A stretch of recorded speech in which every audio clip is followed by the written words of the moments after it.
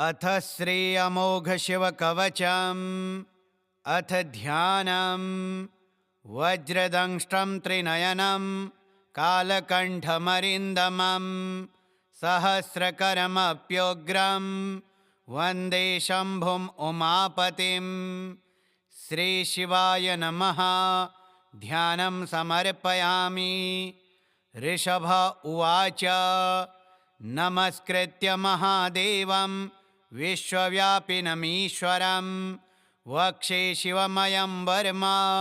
सर्वरक्षाकरं नृणां। शुचौ देशे समासीनो यथावत् कल्पितासनः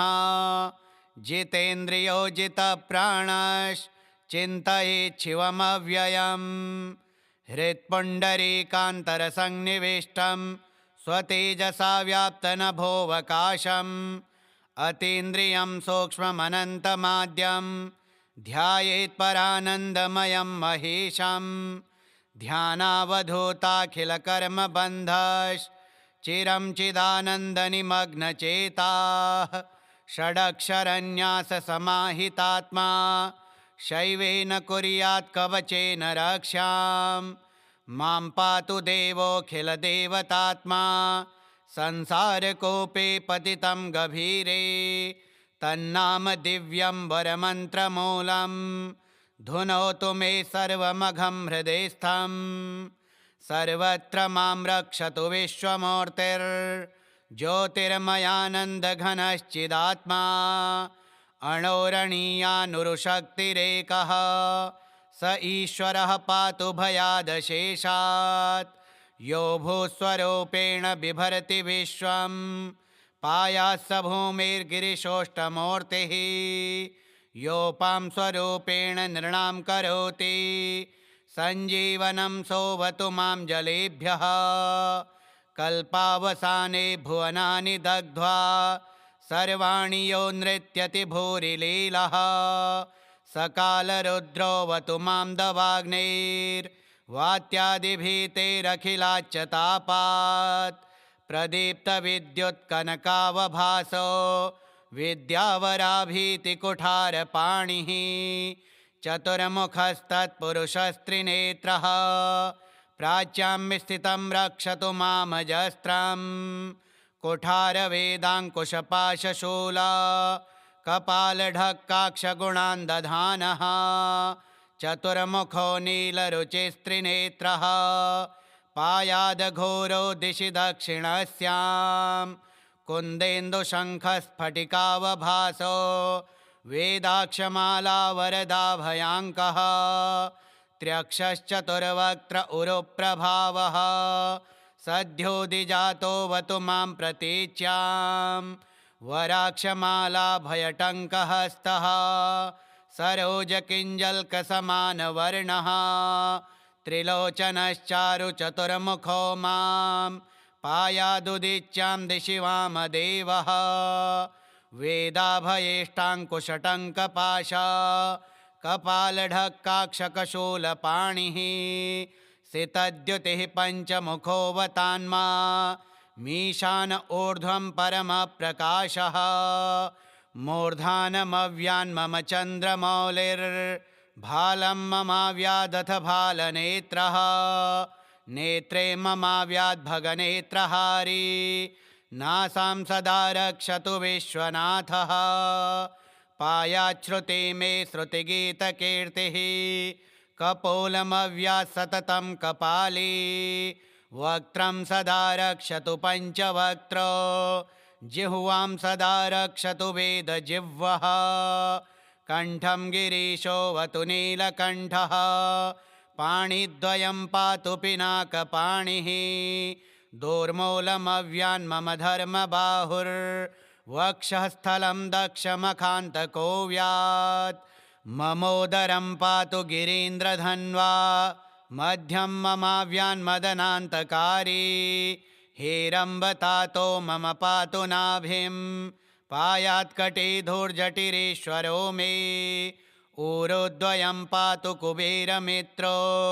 जानुद्वयं मे जगदीश्वरो व्यात्। जङ्घायुगं पुङ्गवकेतुरव्यात् पादौ ममाव्यासुरवन्द्यपादः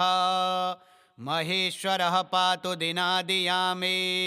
मां मध्ययामेव तु वामदेवः त्र्यम्बकः पातु तृतीययामे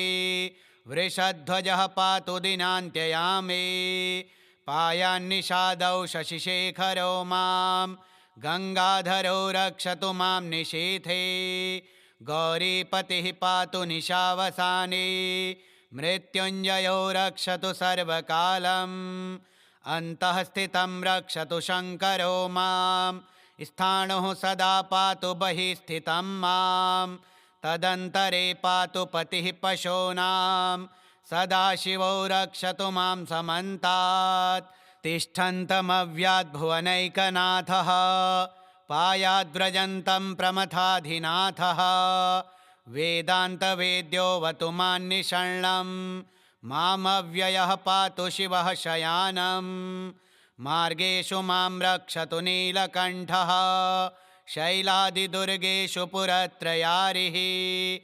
अरण्यवासादिमहाप्रवासे पायान्मृगव्याध उदारशक्तिः कल्पान्तकाटोपपटोप्रकोपः स्फुटाट्टहासोच्चलिताण्डकोशः घोरारिसेनार्णवदुर्निवार महाभयाद्रक्षतु वीरभद्रः पत्यश्वमातङ्गघटावरोधा सहस्रलक्षायुतकोटिभीषणम् अक्षौहिणीनां शतमाततायिनां छिन्द्यान्मृडो घोरकुठारधारया निहन्तु दस्योन्प्रलयानलार्चिर्ज्वलत्रिशूलं त्रिपुरान्तकस्य शार्दूलसिंह्रक्षवृकादिहिंस्त्रान् सन्त्रासयत्वीशधनुः पिनाकं दुःस्वप्नदुःशकुनदुर्गतिदौर्मनस्य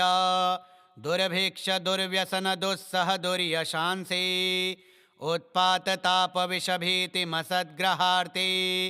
व्याधिश्च नाशयतु मे जगतामधीशः ॐ नमो भगवते सदाशिवाय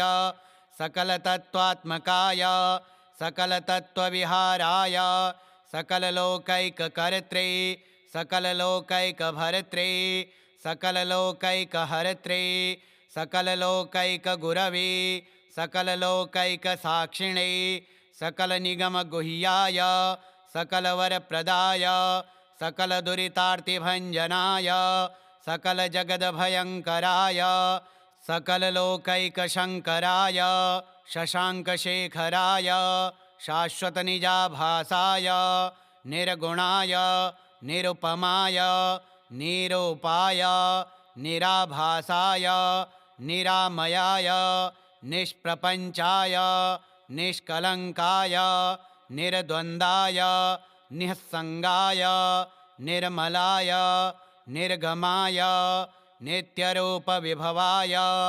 निरुपमविभवाय निराधाराय नित्यशुद्धबुद्धपरिपूर्ण सच्चिदानन्दाद्वयाय परमशान्तप्रकाशतेजोरूपाय जय जय महारुद्र महारौद्रभद्रावतार दुःखदावदारण महाभैरव कालभैरव कल्पान्तभैरव कपालमालाधर खट्वाङ्गखड्गचर्मपाशाङ्कुशडमरुशूल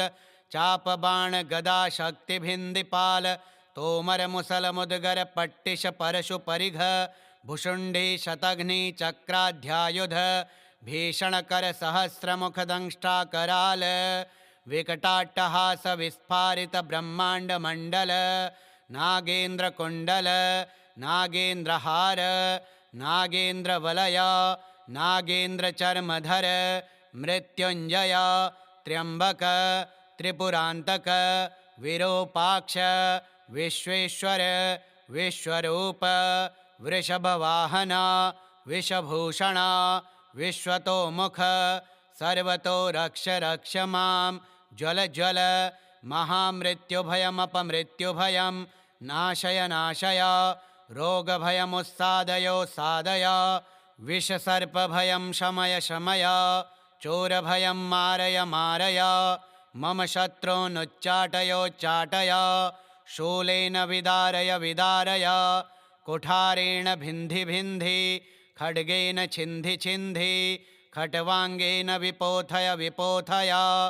मुसलेन निष्पेषय निष्पेषय बाणः सन्ताडय सन्ताडय रक्षांसि भीषय भीषय भूतानि विद्रावय विद्रावय कूष्माण्डवेतालमारीगण ब्रह्मराक्षसान् सन्त्रासय सन्त्रासय मामभयं कुरु कुरु वित्रस्तं मामाश्वासयाश्वासय नरकभयान् मामुद्धारयोद्धारय सञ्जीवय सञ्जीवय श्रुत्रिङ्भ्यां मामाप्याययाप्यायय दुःखातुरं मामानन्दयानन्दय शिवकवचेन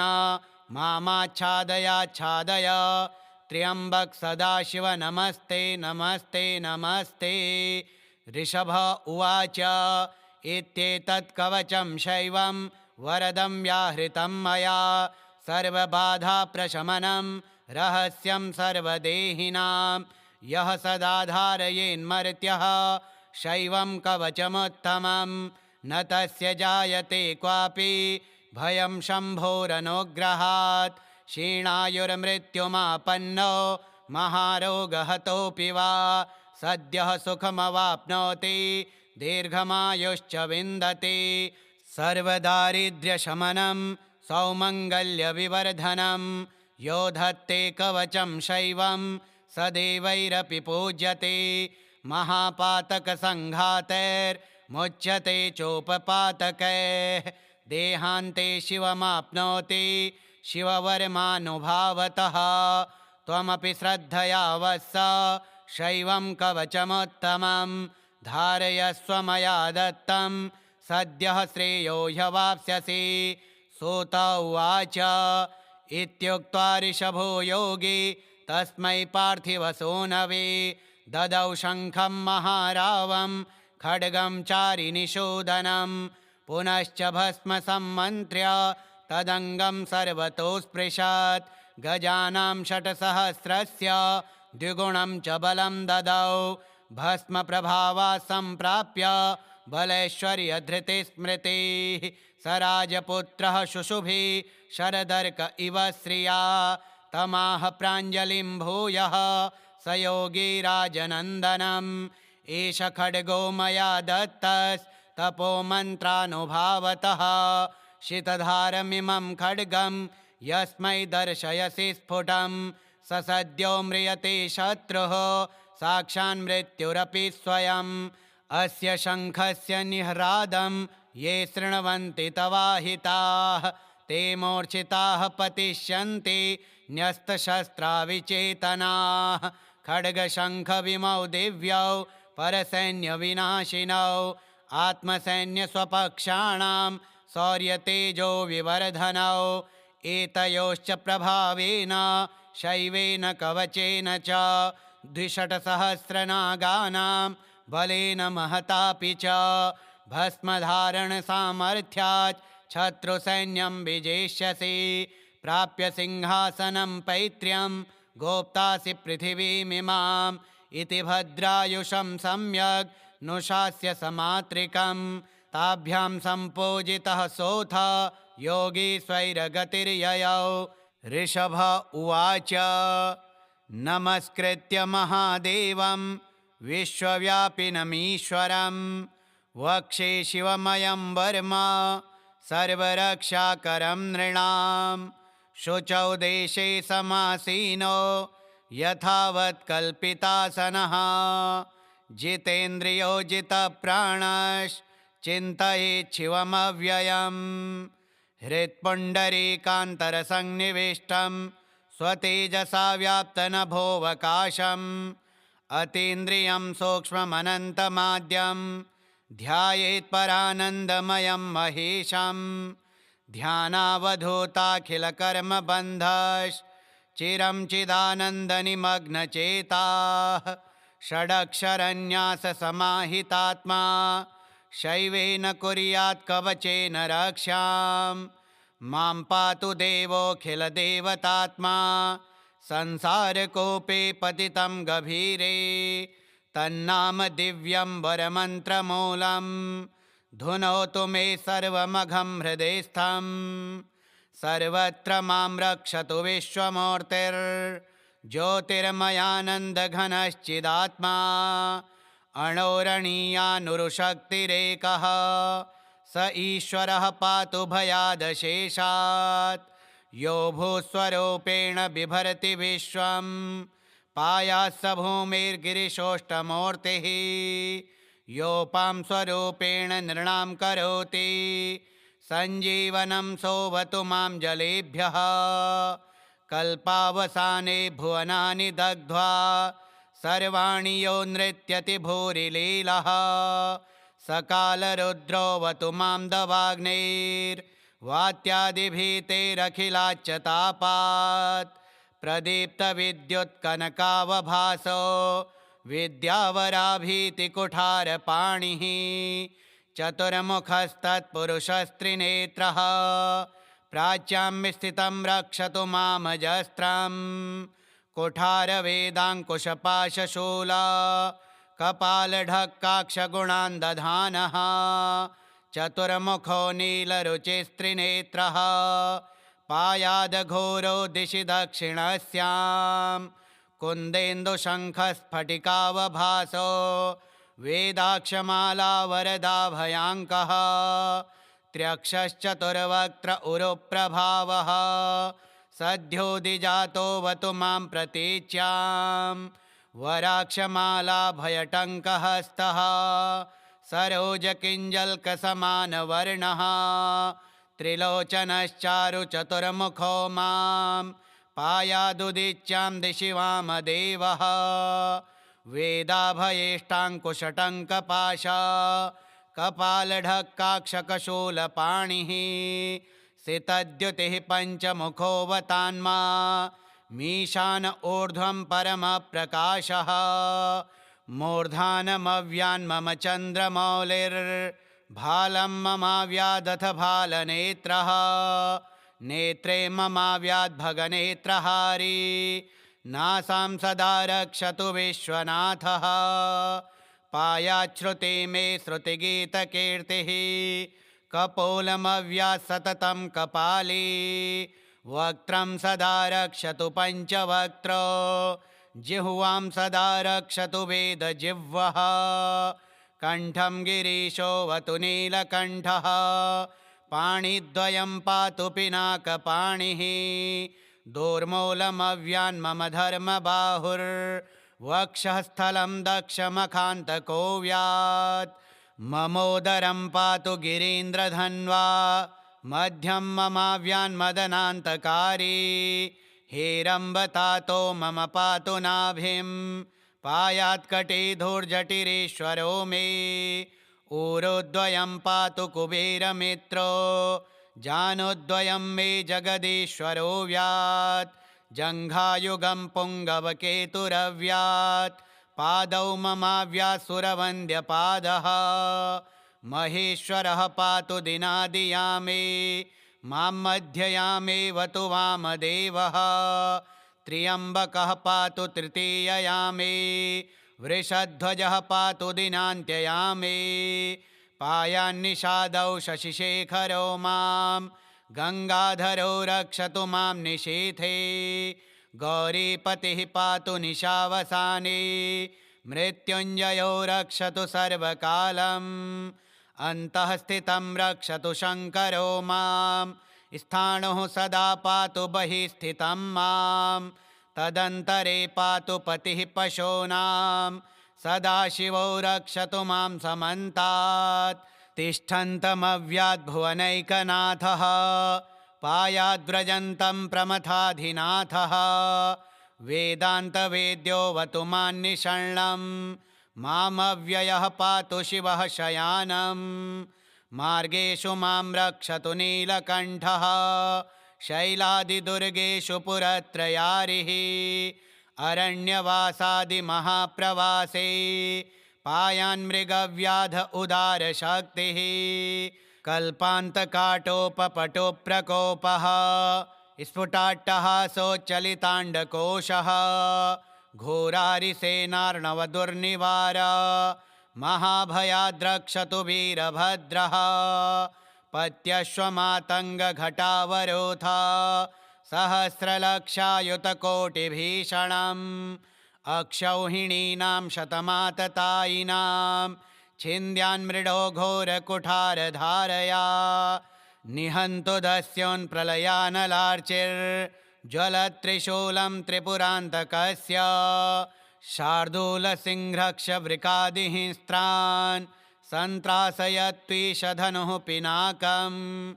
दुःस्वप्नदुःशकुनदुर्गतिदौर्मनस्य दुर्भिक्षदुर्व्यसनदुःसह दुर्यशांसि उत्पाततापविषभीतिमसद्ग्रहार्ति व्याधिश्च नाशयतु मे जगतामधीशः। ॐ नमो भगवते सदाशिवाय सकलतत्त्वात्मकाय सकलतत्त्वविहाराय सकललोकैककर्त्रे सकललोकैकभर्त्रे सकललोकैकहर्त्रे सकललोकैकगुरवे सकललोकैकसाक्षिणे सकलनिगमगुह्याय सकलवरप्रदाय सकलदुरितार्तिभञ्जनाय सकलजगद्भयङ्कराय सकललोकैकशङ्कराय शशाङ्कशेखराय शाश्वतनिजाभासाय निर्गुणाय निरुपमाय निरूपाय निराभासाय निरामयाय निष्प्रपञ्चाय निष्कलङ्काय निर्द्वन्द्वाय निःसङ्गाय निर्मलाय निर्गमाय नित्यरूपविभवाय निरुपमविभवाय निराधाराय नित्यशुद्धबुद्धपरिपूर्ण सच्चिदानन्दाद्वयाय परमशान्तप्रकाशतेजोरूपाय जय जय महारुद्र महारौद्रभद्रावतार दुःखदावदारण महाभैरव कालभैरव कल्पान्तभैरव कपालमालाधर खट्वांग खड्ग चर्म पाशाङ्कुशडमरुशूल चापबाण गदा शक्तिभिन्दिपाल तोमर मुसल मुद्गर पट्टिश परशु परिघ भुषुण्डी शतघ्नि चक्राध्यायुध भीषणकर सहस्रमुख दंष्टाकराल विकटाट्टहास विस्फारित ब्रह्मांड मंडल नागेन्द्र कुंडल नागेन्द्रहार नागेन्द्र वलय नागेन्द्र चर्मधर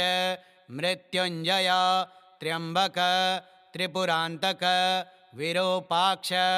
विश्वेश्वर विश्वरूप वृषभवाहन विषभूषण विश्वतोमुख सर्वतो रक्ष रक्ष मां ज्वल ज्वल महामृत्युभयमपमृत्युभयं नाशय नाशय रोगभयमुत्सादयोत्सादय विषसर्पभयं शमय शमय चोरभयं मारय मारय मम शत्रूनुच्चाटयोच्चाटय शूलेन विदारय विदारय कुठारेण भिन्धि भिन्धि खड्गेन छिन्धि छिन्धि खट्वाङ्गेन विपोथय विपोथय मुसलेन निष्पेषय निष्पेषय बाणः संताडय संताडय रक्षांसि भीषय भीषय भूतानि विद्रावय विद्रावय कूष्माण्डवेतालमारीगण ब्रह्मराक्षसान् सन्त्रासय सन्त्रासय मामभयं कुरु कुरु वित्रस्तं मामाश्वासयाश्वासय नरकभयान् मामुद्धारयोद्धारय सञ्जीवय सञ्जीवय श्रुत्रिङ्भ्यां मामाप्याययाप्यायय दुःखातुरं मामानन्दयानन्दय शिवकवचेन मामाच्छादयाच्छादय त्र्यम्बक सदाशिव नमस्ते नमस्ते नमस्ते। ऋषभ उवाच इत्येतत् कवचं शैवं वरदं व्याहृतं मया सर्वबाधाप्रशमनं रहस्यं सर्वदेहिनां यः सदाधारयेन्मर्त्यः शैवं कवचमुत्तमं न तस्य जायते क्वापि भयं शम्भोरनुग्रहात् क्षीणायुर्मृत्युमापन्नो महारोगहतोऽपि वा सद्यः सुखमवाप्नोति दीर्घमायुश्च विन्दति सर्वदारिद्र्यशमनं सौमङ्गल्यविवर्धनं यो धत्ते कवचं शैवं स देवैरपि पूज्यते महापातकसङ्घातैर्मुच्यते चोपपातकैः देहान्ते शिवमाप्नोति शिववर्मानुभावतः त्वमपि श्रद्धया वत्स शैवं कवचमुत्तमं धारयस्व मया दत्तं सद्यः श्रेयो ह्यवाप्स्यसि सूत उवाच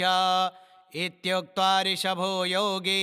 तस्मै पार्थिवसूनवे ददौ शङ्खं महारावं खड्गं चारिनिषूदनं पुनश्च भस्म सम्मन्त्र्य तदङ्गं सर्वतो स्पृशत् गजानां षट्सहस्रस्य द्विगुणं च बलं ददौ भस्मप्रभावा सम्प्राप्य बलैश्वर्यधृतिस्मृतिः स राजपुत्रः शुशुभि शरदर्क इव श्रिया तमाह प्राञ्जलिं भूयः स योगी राजनन्दनम् एष खड्गो मया दत्तस्तपो मन्त्रानुभावतः शितधारमिमं खड्गं यस्मै दर्शयसि स्फुटं स सद्यो म्रियते शत्रुः साक्षान्मृत्युरपि स्वयम् अस्य शङ्खस्य निह्रादं ये शृण्वन्ति तवाहिताः ते मूर्छिताः पतिष्यन्ति न्यस्तशस्त्राविचेतनाः खड्गशङ्खविमौ दिव्यौ परसैन्यविनाशिनौ आत्मसैन्यस्वपक्षाणां शौर्यतेजो विवर्धनौ एतयोश्च प्रभावेन शैवेन कवचेन च द्विषट्सहस्रनागानां बलेन महतापि च भस्मधारणसामर्थ्यात् शत्रुसैन्यं विजेष्यसि प्राप्य सिंहासनं पैत्र्यं गोप्तासि पृथिवीमिमाम् इति भद्रायुषं सम्यग् नुशास्य समात्रिकं ताभ्यां सम्पूजितः सोऽथ योगी स्वैरगतिर्ययौ ऋषभ उवाच नमस्कृत्य महादेवं विश्वव्यापिनमीश्वरं वक्षे शिवमयं वर्म सर्वरक्षाकरं नृणां शुचौ देशे समासीनो यथावत् कल्पितासनः जितेन्द्रियो जितप्राणश्चिन्तयेत् शिवमव्ययम् हृत्पुण्डरीकान्तरसन्निविष्टं स्वतेजसा व्याप्तनभोऽवकाशम् अतीन्द्रियं सूक्ष्ममनन्तमाद्यं ध्यायेत् परानन्दमयं महेशं ध्यानावधूताखिलकर्मबन्धश्चिरं चिदानन्दनिमग्नचेताः षडक्षरन्याससमाहितात्मा शैवेन कुर्यात् कवचेन रक्षां मां पातु देवोऽखिलदेवतात्मा संसारकूपे पतितं गभीरे तन्नाम दिव्यं वरमन्त्रमूलं धुनोतु मे सर्वमघं हृदयस्थं सर्वत्र मां रक्षतु विश्वमूर्तिर्ज्योतिर्मयानन्दघनश्चिदात्मा अणोरणीयानुरुशक्तिरेकः स ईश्वरः पातु भयादशेषात् यो भूस्वरूपेण बिभर्ति विश्वं पायात्स भूमिर्गिरिशोष्टमूर्तिः योपां स्वरूपेण नृणां करोति सञ्जीवनं सोवतु मां जलेभ्यः कल्पावसाने भुवनानि दग्ध्वा सर्वाणि यो नृत्यति भूरिलीलः सकालरुद्रोऽवतु मां दवाग्नेर्वात्यादिभीतेरखिलाच्च तापात् प्रदीप्तविद्युत्कनकावभासो विद्यावराभीतिकुठारपाणिः चतुर्मुखस्तत्पुरुषस्त्रिनेत्रः प्राच्यां स्थितं रक्षतु मामजस्त्रं कुठारवेदाङ्कुशपाशशूला कपालढक्काक्षगुणान्दधानः चतुर्मुखो नीलरुचिस्त्रिनेत्रः पायादघोरो दिशि दक्षिणस्यां कुन्देन्दुशङ्खस्फटिकावभासो वेदाक्षमालावरदाभयाङ्कः त्र्यक्षश्चतुर्वक्त्र उरुप्रभावः सद्योदिजातो वतु मां प्रतीच्यां वराक्षमालाभयटङ्कहस्तः सरोजकिञ्जल्कसमानवर्णः त्रिलोचनश्चारुचतुर्मुखो मां पायादुदिच्यां दिशि वामदेवः वेदाभयेष्टाङ्कुशटङ्कपाश कपालढक्काक्षकशूलपाणिः सितद्युतिः पञ्चमुखोऽवतान्मा मीशान ऊर्ध्वं परमप्रकाशः मूर्धानमव्यान्मम चन्द्रमौलिर्भालं ममाव्यादथ भालनेत्रः नेत्रे ममाव्याद्भगनेत्रहारी नासां सदा रक्षतु विश्वनाथः पायाच्छ्रुति मे श्रुतिगीतकीर्तिः कपोलमव्यात् सततं कपाली वक्त्रं सदा रक्षतु पञ्चवक्त्रो जिह्वां सदा रक्षतु वेदजिह्वः कण्ठं गिरीशोऽवतु नीलकण्ठः पाणिद्वयं पातु पिनाकपाणिः दोर्मूलमव्यान्मम धर्मबाहुर्वक्षःस्थलं दक्षमखान्तको व्यात् ममोदरं पातु गिरीन्द्रधन्वा मध्यं ममाव्यान्मदनान्तकारी हेरम्बतातो मम पातु नाभिं पायात्कटिधूर्जटिरीश्वरो मे ऊरुद्वयं पातु कुबेरमित्रो जानुद्वयं मे जगदीश्वरो व्यात् जङ्घायुगं पुङ्गवकेतुरव्यात् पादौ ममाव्यासुरवन्द्यपादः महेश्वरः पातु दिनादियामे मां मध्ययामेवतु वामदेवः त्र्यम्बकः पातु तृतीययामे वृषध्वजः पातु दिनान्त्ययामे पायान्निषादौ शशिशेखरो मां गङ्गाधरो रक्षतु मां निशीथे गौरीपतिः पातु निशावसाने मृत्युञ्जयो रक्षतु सर्वकालम् अन्तः स्थितं रक्षतु शङ्करो मां स्थाणुः सदा पातु बहिः स्थितं मां तदन्तरे पातु पतिः पशूनां सदाशिवो रक्षतु मां समन्तात् तिष्ठन्तमव्याद्भुवनैकनाथः पायाद्व्रजन्तं प्रमथाधिनाथः वेदान्तवेद्योऽवतु मान्निषण्णं मामव्ययः पातु शिवः शयानं मार्गेषु मां रक्षतु नीलकण्ठः शैलादिदुर्गेषु पुरत्रयारिः अरण्यवासादिमहाप्रवासे पायान्मृगव्याध उदारशक्तिः कल्पान्तकाटोपपटोप्रकोपः स्फुटाट्टहासोच्चलिताण्डकोशः घोरारिसेनार्णवदुर्निवार महाभयाद्रक्षतु वीरभद्रः पत्यश्वमातङ्गघटावरोध सहस्रलक्षायुतकोटिभीषणम् अक्षौहिणीनां शतमाततायिनां छिन्द्यान्मृडो घोरकुठारधारया निहन्तु दस्योन्प्रलयानलार्चिर्ज्वलत्रिशूलं त्रिपुरान्तकस्य शार्दूलसिंह्रक्षवृकादिहिंस्त्रान् सन्त्रासयत्वीशधनुः पिनाकं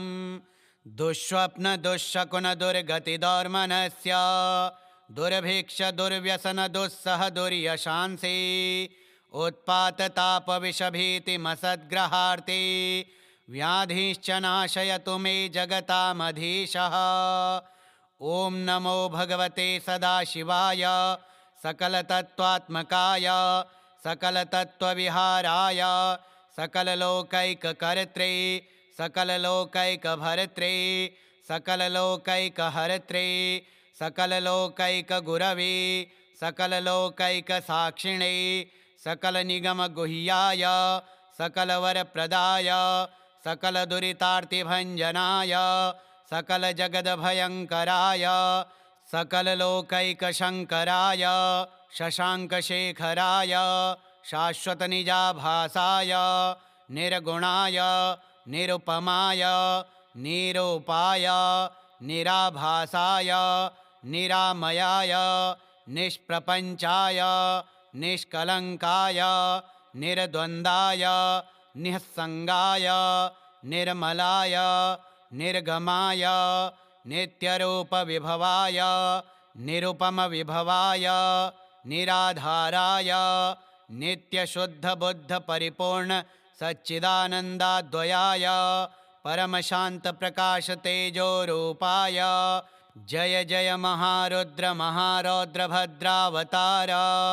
दुःखदावदारण महाभैरव कालभैरव कल्पान्तभैरव कपालमालाधर खट्वांग खड्ग चर्म पाशांकुशडमरुशूल चापबाण गदा शक्तिभिन्दिपाल तोमर मुसल मुद्गर पट्टिश परशु परिघ भुषुण्डी शतघ्नि चक्राध्यायुध भीषणकर सहस्रमुख दंष्टाकराल विकटाट्टहास विस्फारित ब्रह्मांड मंडल नागेन्द्र कुंडल नागेन्द्रहार नागेन्द्र वलय नागेन्द्र चर्मधर मृत्युंजय त्र्यंबक त्रिपुरांतक विरूपाक्ष विश्वेश्वर विश्वरूप वृषभवाहन विषभूषण विश्वतोमुख सर्वतो रक्ष रक्ष मां ज्वल ज्वल महामृत्युभयमपमृत्युभयं नाशय नाशय रोगभयमुस्सादयोस्सादय विषसर्पभयं शमय शमय चोरभयं मारय मारय मम शत्रूनुच्चाटयोच्चाटय शूलेन विदारय विदारय कुठारेण भिन्धि भिन्धि खड्गेन छिन्धि छिन्धि खट्वाङ्गेन विपोथय विपोथय मुसलेन निष्पेषय निष्पेषय बाणः सन्ताडय सन्ताडय रक्षांसि भीषय भीषय भूतानि विद्रावय विद्रावय कूष्माण्डवेतालमारीगण ब्रह्मराक्षसान् सन्त्रासय सन्त्रासय मामभयं कुरु कुरु वित्रस्तं मामाश्वासयाश्वासय नरकभयान् मामुद्धारयोद्धारय सञ्जीवय सञ्जीवय श्रुत्रिङ्भ्यां मामाप्याययाप्यायय दुःखातुरं मामानन्दयानन्दय शिवकवचेन मामाच्छादयाच्छादय त्र्यम्बक सदाशिव नमस्ते नमस्ते नमस्ते। ऋषभ उवाच इत्येतत् कवचं शैवं वरदं व्याहृतं मया सर्वबाधाप्रशमनं रहस्यं सर्वदेहिनां यः सदाधारयेन्मर्त्यः